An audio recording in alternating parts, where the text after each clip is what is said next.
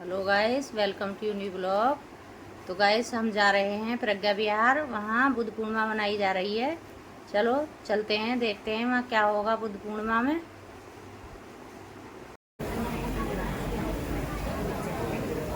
श्रद्धेय रमेश गौतम जी, भारतीय बौद्ध महासभा उत्तर प्रदेश की शाखा लाइनबाद क्षेत्र गाजियाबाद के लिए एक ये तथागत गुरु का चित्र लेकर के आए हैं, जो उनका तपस्या के बाद का जो कंकाल एकदम हो गया था, वो वाला चित्र है।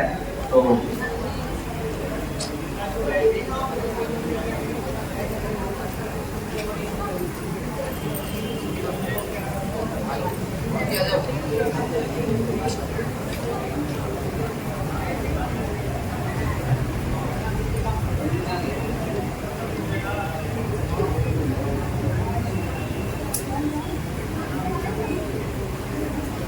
धन्यवाद इतना सुंदर और भव्य प्रोग्राम करने के लिए।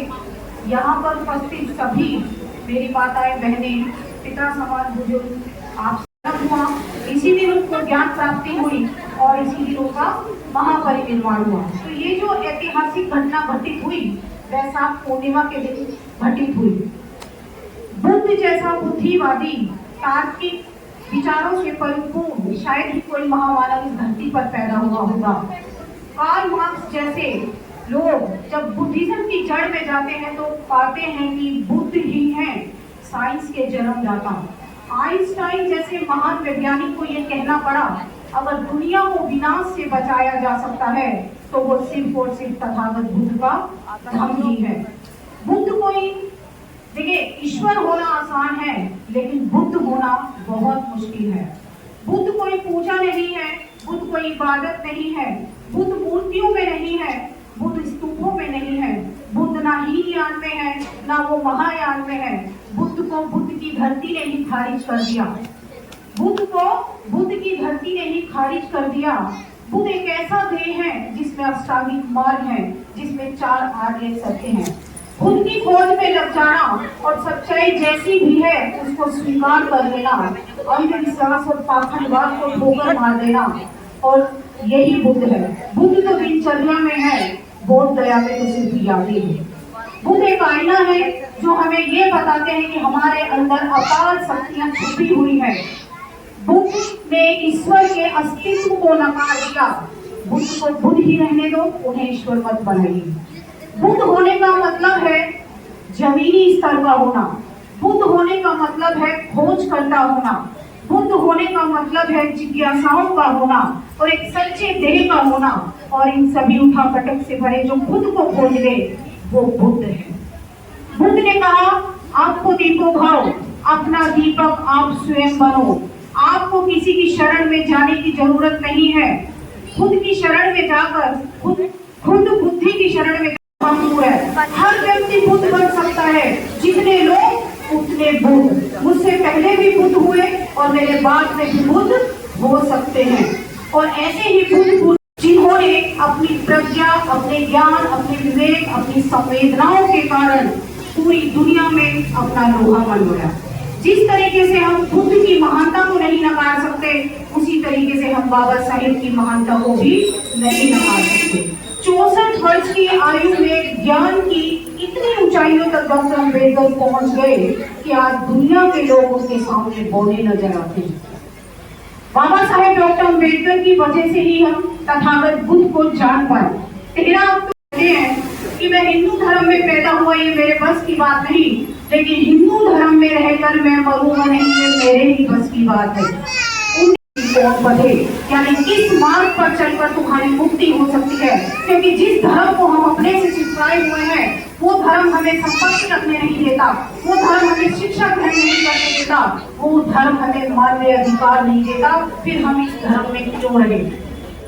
इस तरीके से बाबा साहेब ने जन जागरण अभियान उन्होंने शुरू कर दिया। भंते लोकनाथ से भी बाबा साहेब का पत्र व्यवहार होता है और भंते लोकनाथ बाबा साहेब से कहते हैं कि आप बुद्ध की शरण में चले जाइए। वो कहते हैं, डॉक्टर अम्बेडकर, आपके कंधों पर बहुत बड़ी जिम्मेदारी है। करोड़ों लोगों के होठों पर मुस्कुराहट देखना या उनकी आंखों में आंसू देखना, ये आपके ऊपर डिपेंड करता है। डॉक्टर अम्बेडकर, आप जो भी कुछ चाहते हो वो आपको बुद्ध के धम्म में मिलेगा। आप अपने सारे संदेहों को हवा में उड़ा दो और बुद्ध की शरण में चले जाओ। उसके बाद बाबा साहेब देखे 1936 तक भी वो बौद्ध नहीं हुए थे, लेकिन बौद्ध धर्म के प्रति वो आकर्षित थे जब उनके टीचर केलुस को उनको बचपन में बुद्ध का जीवन चरित्र पढ़ने के लिए देते हैं। और उसके बाद कंटिन्यू जन जागरण अभियान चलता है और 14 अक्टूबर 1956 को नागपुर की पावन धरती पर वो बुद्ध का धम्म ग्रहण करते हैं अपने लाखों अनुयायियों के साथ। 14 अक्टूबर 1956 को धम्म दीक्षा लेते हैं, 15 अक्टूबर 1956 को धम्म दीक्षा देते हैं, 16 अक्टूबर 1956 को महाराष्ट्र के चंद्रपुर में 2.5 लाख लोगों को बौद्ध धर्म की दीक्षा देते हैं। और 15 अक्टूबर 1956 के भाषण में डॉक्टर अम्बेडकर कहते हैं कि आज से मेरा जीवन जितना भी शेष बचता है मैं मिशनरी बनकर धर्म का प्रचार प्रसार करूंगा। और योग्य लोगों को भी आगे आना चाहिए जो मॉडर्न भिक्षु की वो बात करते हैं। तो इस तरीके से, क्योंकि बाबा साहेब से पहले बौद्ध धर्म अपनी अंतिम सांसें गिन रहा था, वो मृत प्राय था। जब पुष्यमित्र सून ने यहाँ पर बौद्धों का कत्लेआम शुरू कर दिया तो कोई नेपाल भाग गया, कोई चीन, कोई तिब्बत, लेकिन हिमालयों की पहाड़ियों में वो सुरक्षित था। क्योंकि बौद्ध मुस्लिम काल में, अंग्रेजों के काल में और हिंदुओं के काल में बौद्ध धर्म पूरी तरीके से खत्म नहीं हुआ था। चंद भिक्षुगण लोग हिमालयों की पहाड़ी पर उसको ऑक्सीजन देने का काम कर रहे थे। और जैसे ही डॉक्टर अम्बेडकर ने धम्म चक्र परिवर्तनाएं किया, रुका हुआ जो चक्र था, थमा हुआ जो चक्र था, उसको गतिमान करने का काम किया। और सैकड़ों सालों बाद इस जम्मू द्वीप के लाखों करोड़ों लोगों के मुख से निकला, बुद्धं शरणं गच्छामि, धम्मं शरणं गच्छामि, संघं शरणं गच्छामि। तो ये जो ऐतिहासिक घटना घटित हुई, ये पूरे संसार में ऐतिहासिक थी, क्योंकि इस देश में जितनी भी क्रांतियां हुई, आप देखिए उसमें खून की नदियां बहाई गई, लाखों करोड़ों लोगों की जानें उसमें गई, लेकिन बाबा साहेब ने बिना किसी को चाटा मारे, बिना किसी जोर जबरदस्ती के, बिना खून की नदियां बहाए मान, और वो सर्वश्रेष्ठ मान बाबा साहेब ने हम लोगों को दिया। 15 मई 1999 को यूनाइटेड नेशन में एक सम्मेलन होता है और वहाँ पर सभी धर्मों के लोग होते हैं। और वहाँ पर जो टॉपिक होता है वो ये होता है कि दुनिया का सबसे श्रेष्ठ और दुनिया का सबसे सुंदर धर्म कौन सा है। 6 दिन तक वहाँ पर डिबेट चलती है और 6 दिन के बाद वहाँ पर जो डिक्लेयर किया जाता है वो ये होता है कि दुनिया को अगर शांति के मार्ग पर चलाना हो, दुनिया को अगर करुणा के मार्ग पर ले जाना हो, दुनिया के लोगों के अंदर वैज्ञानिक सोच अगर विकसित करनी हो, तो वो सिर्फ और सिर्फ तथागत बुद्ध के धर्म से ही संभव है। बाबा साहेब ने इस धर्म को क्यों चुना, वहां पर डिटेल से चर्चा की गई। और उसके बाद बुद्ध की जो फिलॉसफी है, यानी कार्य कारण का जो सिद्धांत है कि कोई भी घटना अगर घटित होती है तो उसके पीछे उसका कारण होता है, ये बात यूनाइटेड नेशन के लोगों ने पकड़ी और वहीं से साइंस का जन्म हुआ। तो बुद्ध ने इस देश को सदाचार ही नहीं दिया, आचरण ही नहीं दिया, नैतिक सभ्यता ही नहीं दी, उन्होंने इस देश को विज्ञान भी दिया। तो प्रथम वैज्ञानिक अगर कोई है तो वो सिर्फ और सिर्फ तथागत समय संबुद्ध ही है। 1950 में बाबा साहेब के पास कुछ लोग आते हैं और वो उनसे उनके जन्मदिन मनाने की सिफारिश करते हैं कि डॉक्टर अम्बेडकर हम आपका जन्मदिन मनाना चाहते हैं। लेकिन बाबा साहेब उनसे मना करते हैं कि मेरा जन्मदिन मनाने से कुछ नहीं होगा, मुझ में और तुम में कोई ज्यादा अंतर नहीं है, अगर तुम्हें जयंती मनानी है तो बुद्ध की जयंती मनाइए। और पहली बार 2 मई 1950 को धम्म यात्रा मुंबई में हुई, ये बाबा साहेब की वजह से हुई। बाबा साहेब आगे कहते हैं कि जब बुद्ध जयंती मनाते हैं तो मुश्किल से 100 लोग भी इकट्ठे नहीं होते, लेकिन अगर राम और कृष्ण की जयंती मनाई जाए तो बिन बुलाए लाखों लोग इकट्ठे हो जाते हैं। जो लोग राम और कृष्ण को पवित्र मान रहे हैं, क्या वो विचारों से पवित्र है?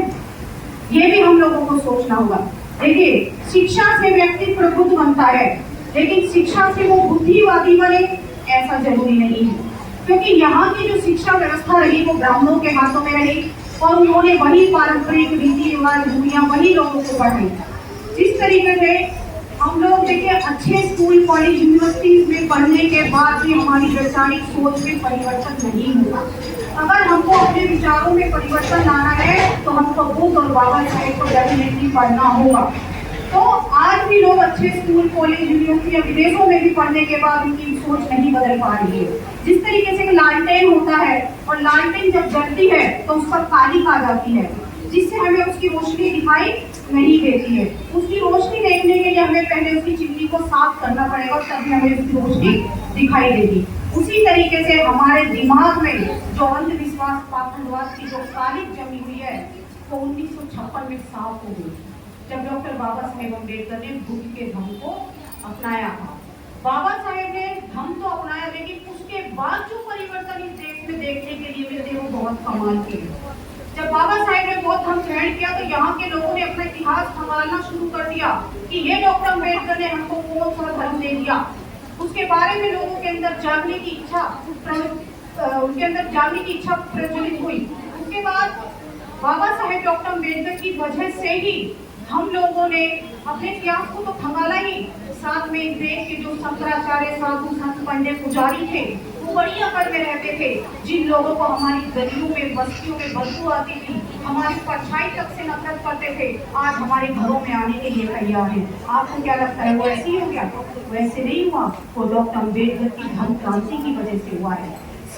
टीवी में हम लोग देखते हैं अंधविश्वास और पाखंड परोसा जा रहा है ताकि भोली भाली जनता उन्हीं सब चीजों में उलझी रहे, उन सारी चीजों से वो बाहर न निकल पाए, ताकि डॉक्टर अम्बेडकर की धम्म क्रांति पे ब्रेक लग जाए। लेकिन ये जो धम्म क्रांति का सिलसिला चलता हुआ आ रहा है, ये रुकने का नाम नहीं ले रहा है, ये कंटिन्यू चलता हुआ आ रहा है। और धम्म के साथ बाबा साहेब ने हमको 22 प्रतिज्ञाएं भी दी। क्यों दी? क्योंकि धम्म में भी ब्राह्मणीकरण किया जा रहा था और उन सारी चीजों से बचने के लिए बाबा साहेब ने हमको 22 प्रतिज्ञाएं दी। तो अब हमारी नैतिक जिम्मेदारी बनती है कि हम अगर बाबा साहेब को मानते हैं तो हमें तथागत बुद्ध की शरण में जाना ही होगा। जब हम तथागत बुद्ध और बाबा साहेब को पढ़ते हैं तो हमारी वैचारिक सोच में परिवर्तन आता है, और सोच में परिवर्तन लाना बहुत जरूरी है। नहीं तो आज भी लोग वहीं के वहीं हैं, कोई ज्यादा अंतर नहीं हुआ है। तो कहने के लिए तो बहुत सारी बातें हैं, लेकिन इन्हीं शब्दों के साथ, क्योंकि आप भी बहुत देर से यहाँ पर बैठे हुए 8 बजे से, इन्हीं शब्दों के साथ मैं अपनी वाणी को विराम देती हूँ। आप सभी को मेरा एक बार फिर से नमन दिखाई।